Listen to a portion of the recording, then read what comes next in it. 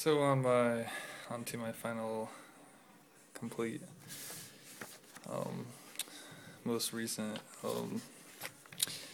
hospital reports. These are from Adena Hospital in Chillicothe, Ohio, from their neurology department, Dr. Lee. It's from May 9th and May 10th of 2012. These are the most. Today is I believe October 11th, so I got plenty of records to get a hold of. Not necessarily myself, because my law group will collect all these same exact records anyways. They should have all of them on file. I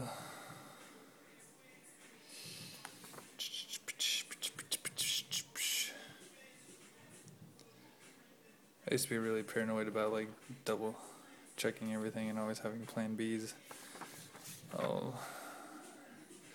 So just out of like personal interest to have all my medical records for myself, and then just show like doctors if I needed to, which I've had to. So it came in handy. I've always been afraid that by the time my disability hearing comes around, if like the judge or like my lawyers don't have, if they're missing like anything in particular, I would just whip it out and say, hey, I want to submit this. And if I was able to do that. This is a result for tilt table test. And tilt table test, what they do is they stand you up on this padded table at 70 degrees. They like strap you in just in case, because a lot of people that get the test have issues with actually fainting, and they want to catch it on a heart monitor as it's happening, so they can better diagnose it and treat it. If you don't pass out after 30 minutes, they give you a spray of nitroglycerin in your mouth. So that's why it shows my heart rate went from 98 down to 177, and then they kind of had a typo there for my blood pressure. They put an @ symbol instead of a number, but it dropped down to 110, which is below the normal 120. And then just boring stuff about tilt table test. I actually surprisingly passed it, and with the nitroglycerin, so that's supposed to make you feel like you want to pass out even more, but instead of doing that, well, at first it made me feel like more near faint, but it dilates your blood vessels, so it increase blood flow to my brain. So like I felt like smarter. I felt like someone gave me like a pair of like completely rejuvenated my eyeballs and my eyesight, and like I had HD vision. So like it lasted for like 30 minutes, and I was like walking around Adena Hospital like just admiring like every object because it was like so colorful and clear and detailed. So, which is similar to nitroglycerin, is in the same group as nitric oxide. Like you can buy that stuff over the counter, like the nitric oxide bodybuilding supplements that dilate your blood vessel. That claim that if your blood vessels open up, it rushes more nutrients to your body.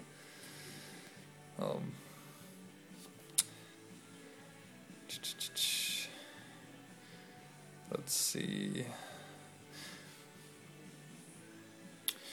Just more of that. And then quite a few pages of like this whole thing is my heart rate as the test was going on. And then I had EEG where they you close your eyes, but they put these like bright flashing multiple LEDs up to your eyes and trying to induce a seizure. And I could have almost sworn I had one. I like the first after some of the first few flashes were like so intense, even with my eyes closed. It like made me like I was laying in bed. I remember I like made me like jerk, and I was like grabbing on the bed, and I like turned my body sideways. But apparently that wasn't a seizure. That was just reaction to intense strobes. So passed the EEG, like I said, passed tilt test, and then I wonder what it says. I'm just saying what my medication was at the time. Oh, about the tilt table test, I was on a high dose of clonazepam, 2.5 milligrams a day. So clonazepam is administered to stop you from feeling near faint. So it was kind of mostly pointless to even have that test done, because I was taking medication to stop, signs from showing up on the heart monitor and blood pressure.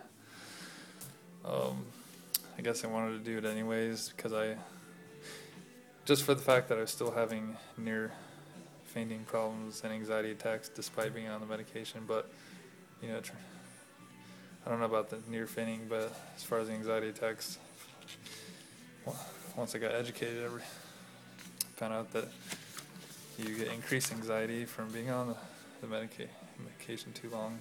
It was meant for the short term.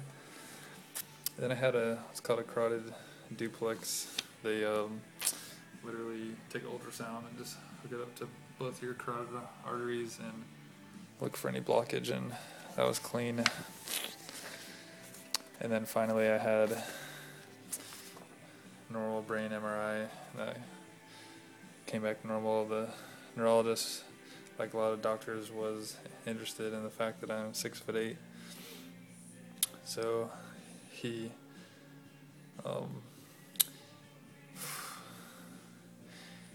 found out later that I'm kind of glad that I'm not paying out of pocket for this, because I found out later he just wanted to get the MRI, not just, like, I personally wanted to see if any, like, red flags showed up, because, I was having psychological problems, and he was interested in having it done to see if I had what a lot of doctors in the past have been concerned about, Marfan syndrome, like I talked about in one of my last few videos, where people spit out too much human growth hormone from the pituitary gland in the middle of their brain. And I'll just repeat what I said in the last video. I have huge feet for being 6'8", but at the same time I have either I think slightly below average hands and very skinny hands for my size, and I have like very thin, like fragile fingernails. I've like met so many people that have such thicker, harder fingernails than me, and they also have like wider fingers. I just have skinny ones. Like LeBron James has he's at least 3/4 of an inch taller than me, even though they list him at just 6'8". He's actually 6'8 3/4. I remember his fingers were like so much thicker than mine, and the length from the bottom of his palm to the end of his middle finger was an entire half an inch, if I remember correctly. Yeah, half an inch longer than mine. So that's part of his natural gifted athleticism. Unless, of course, he was juiced up on like growth hormones as growing up. I doubt it though. He's just one of those probably genetically gifted. As far as when he was in high school. After high school, he put on so much freaking muscle mass. Dude went from 215 to up to like 265, 270. So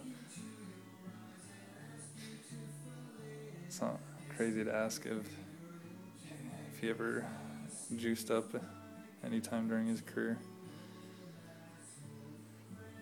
I don't know.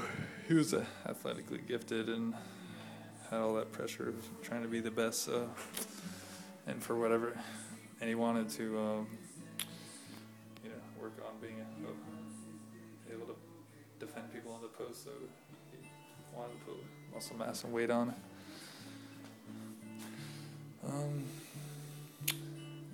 Oh yeah.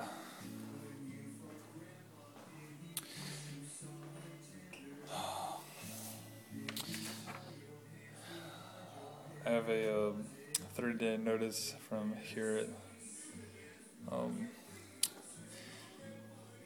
Pickaway Metropolitan Housing that I have to move. I don't have any income.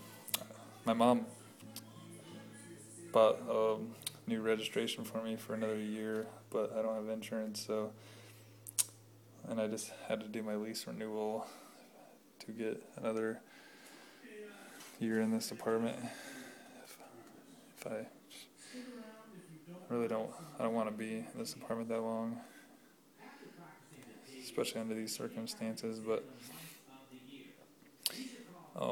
so yeah, I told the truth during my renewal of the lease for this apartment, because I didn't think I could get away with saying like I didn't have a vehicle, because I figured the staff members were aware of the fact, because our main offices are connected right to this apartment building, even though they cover all these different apartment complexes and Section 8 housing.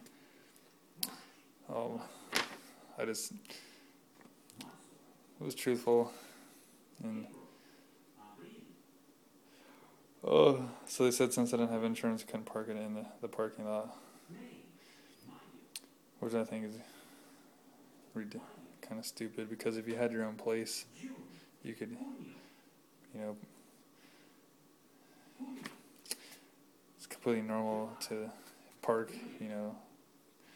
car on your property, without insurance. I'm sure there's plenty of people with plenty of broken down cars just sitting at their residence. You think they would at least allow you to, you're allowed to a parking spot, so you think they would allow you to just park your car. Come on, guys. Stupid law punishes people that live in apartments.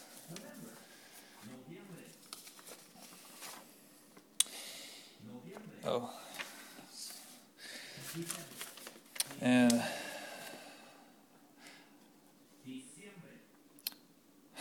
I'm trying not to laugh right now. And my iTunes, updated my iTunes, and they got all these. I didn't mean to transfer this audio program to learn Spanish.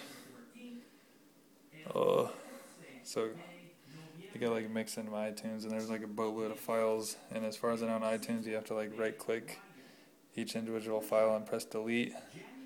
I've tried to like highlight multiple things, and it ends up like highlighting your entire collection, like no matter how big you expand iTunes to. So just every now and then, if I'm like listening to one at the computer, I'll just delete a file one at a time, so I don't have to go through the hundreds of files, because it's made like 2 to 3 copies of each file, which I think is retarded too. You think iTunes would be able to recognize multiple copies?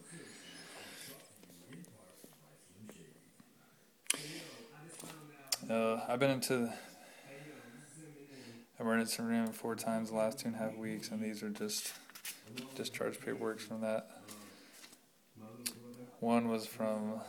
First one was from feeling really dizzy after just playing a little bit of basketball. I literally came like this close to just collapsing, blacking out on the ground.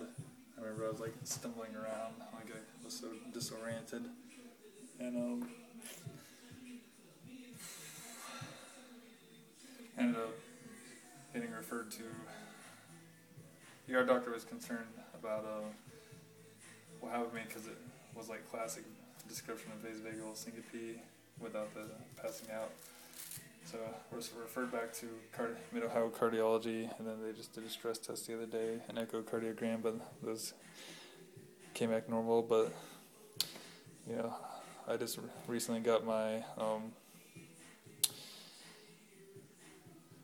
a couple days after that dizziness episode, my withdrawal symptoms from diazepam, from now that I know in hindsight, withdrawing too fast, even though I was withdrawing on a better medication.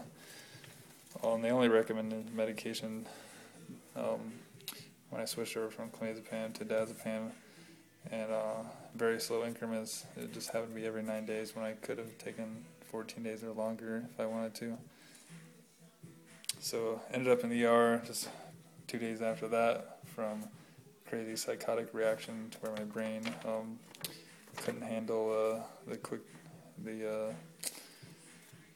taking away the medication, and